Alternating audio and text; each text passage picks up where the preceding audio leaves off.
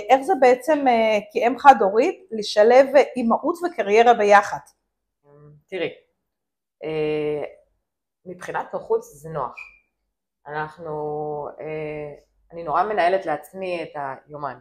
זאת אומרת שאם יש איזושהי בעיה, והילדה קמה בבוקר ולא מרגישה טוב, אז אני פשוט מתקשרת ללקוחה ומחליפה את השעה, את התאריך. היופי פה שאתם כאימא ובת פתחתם עסק בתוך הבית, זה מדהים, זה באמת המון נשים חולמים לעשות את זה, לעבוד המון דוגמה לעוד נשים, לעוד אימא ובת שיכולות לפתוח באמת ולנהל עסק ביחד, ואתם עושות את זה בצורה מהממת מהיכרות אישית שלי איתכם. וזה לקוחות שלך עוברות אליה, ולקוחות שלך עוברות בעצם תמיד, לקוחה שבאה אלייך היא גם אצל אימא. קומפלט, אמרתי לך פדיקור, מה עבר לך בראש? לא. היום זה מאוד אחר לגמרי, זה משהו שהוא יותר מושך אותי מאשר ידיים, גבות. יפה. פדיקור מאוד נותן לך איזושהי מענה, שאתה מוציא לקוח או לקוחה עם משהו טיפולי. אתה עוזר לו לצאת עם רגל נקייה וטובה, וגם אם יש פצעים, אם יש פטריות, אתה נותן לו ברכת הדרך כמו שאומר. איך היה בעצם המעבר שלך מלהיות שכירה לעצמאית? וזה שאין לך מישהו על הראש, איך... שאין לי מי שיחליט לי, תביא את זה, תעשי ככה, לכי תפקידי צ'ק, אין לי את זה, אני עצמאית לעצמי. בוחרת את השעות שלך. אז אני באמת אשמח שתשתפי אותי, איך הייתה לך הרגשה ללמוד באקדמיה שלי? האווירה שנתת לי היא אווירה אחרת לגמרי ממקום אחר שלמדתי ועשיתי איזשהו קורס.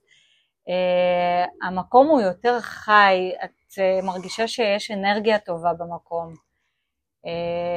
החוויה שלי הייתה באמת טובה. כשאת יוצאת היום החוצה ואת עובדת בשביל 30 שקלים לשעה, תעשי את החישוב הקליל. 8 שעות ביום כמה את מרוויחה. בפדיקור או בבניית ציפורניים, זה משהו שאתה יכולה לעשות בלקוחה או שניים. וגם אם את מתחילה, נכון, זה הרבה יותר שווה בעיניי מלצאת לעבוד ולקרוא את התחת 8 שעות. ועוד יש לך זמן לעצמך ולבית ולילדים. חנית, תני לי טיפ לאימהות, נשים שמתלבטות, חוששות, האם בכלל להיכנס לתחום הזה, האם בכלל ללמוד את התחום הזה? חד משמעית לא לחשוש. קודם כל ידע זה כוח.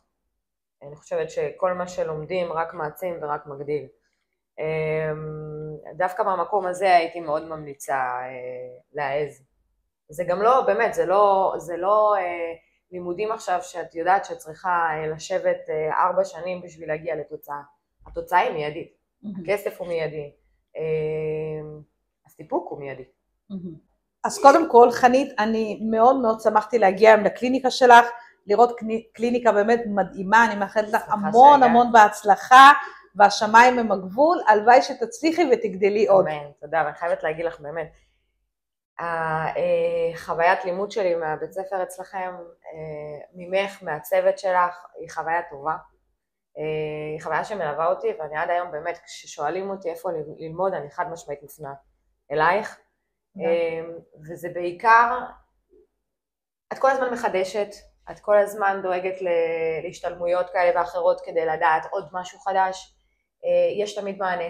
לא היה סיטואציה ששלחתי הודעה או התקשרתי בעיקר בתחילת דרכי, כדי להתייעץ לגבי לקוחה כזו או אחרת שלא ידעתי מה לעשות איתה, ותמיד היה מענה, ובאמת תודה על כך. תודה לך, תודה רבה. תודה.